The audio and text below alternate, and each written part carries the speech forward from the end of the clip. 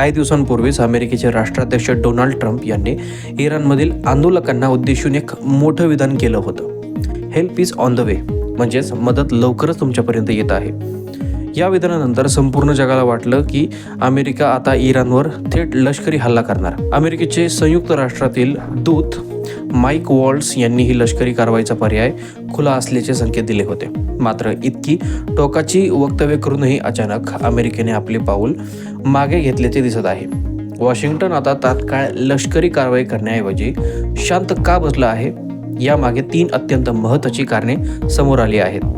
पहिले आणि सर्वात महत्त्वाचे कारण म्हणजे अमेरिकेच्या मित्र राष्ट्रांनी दिलेला इशारा. इजिप्त, ओमान, सौदी अरेबिया आणि कतार यांसारख्या मध्य पूर्वेतील देशांनी ट्रम्प प्रशासनाला लष्करी कारवाई न करण्याची विनंती केली आहे.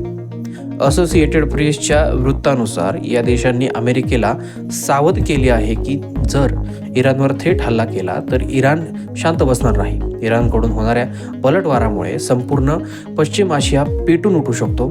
यामुळे केवळ युद्धच होणार नाही तर जागतिक अर्थव्यवस्थेला मोठा फटका बसू शकतो आणि तेलाच्या किमती गगनाला भिडतील. मित्र राष्ट्रांना भीती आहे की या युद्धामुळे आधीच अस्थिर असलेला हा प्रदेश पूर्णपणे उद्ध्वस्त होऊ शकतो. त्यामुळे अमेरिकेने सध्या थांबा आणि वाट पहा असे धोरण स्वीकारले आहे. दुसरे महत्त्वाचे कारण आहे सुरक्षा. अमेरिकेला माहीत आहे की इराणवर हल्ला केल्यानंतर तिथे असलेल्या अमेरिकन लष्करी तळांना इराण लक्ष्य करू शकतो. म्हणूनच हल्ला करण्यापूर्वी अमेरिका आपली स्वतःची सुरक्षा मजबूत करत आहे. रिपोर्टनुसार कतारमधील अल उदीद एअरबेस, जो अमेरिकेचा या भागातील सर्वात महत्त्वाचा तळ आहे, तिथून काही सैनिकांना सुरक्षित स्थळी हलवण्याच्या सूचना देण्यात आलेल्या आहेत. याआधी जून 2025 मध्ये इराणने या तळावर हल्ला केला होता. त्याचंच रिपिटेशन टाळण्यासाठी अमेरिका खबरदारी घेत आहे.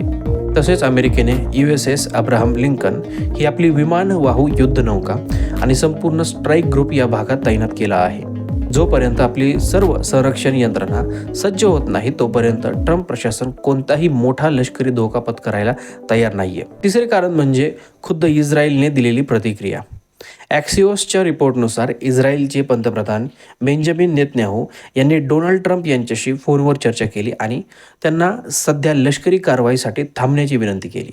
इस्रायलला असं वाटतं की इराणच्या प्रत्युत्तराला तोंड देण्यासाठी त्यांना अजून थोडा वेळ हवा आहे. याशिवाय अमेरिकन आणि इस्रायली अधिकाऱ्यांमध्ये एक मोठी शंका आहे. ती म्हणजे इराणच्या सुरक्षा यंत्रणा किंवा तळांवर हल्ला केल्याने तिथली खमेनी राजवट खरोखरच कोसळेल का? केवळ लष्करी हल्ल्याने इराणचे सरकार पडणार नाही, उलट जनतेची सहानुभूती पुन्हा सरकारकडे जाऊ शकते अशी भीती तज्ज्ञांना वाटत आहे. त्यामुळे केवळ हल्ला करण्यापेक्षा तो हल्ला इतका प्रभावी असावा की ज्यामुळे खरोखरच बदल घडेल. तर मित्रांनो, ही होती ती 3 प्रमुख कारणं ज्यामुळे अमेरिकेने सध्या इराणवर हल्ला करण्यासाठी टाळलेलं आहे. आता तुम्हाला काय वाटतं, अमेरिकेने इराणमधील आंदोलकांना लष्करी मदत द्यायला हवी का? तुमची विचारसरणी कमेंट सेक्शनमध्ये लिहू शकता.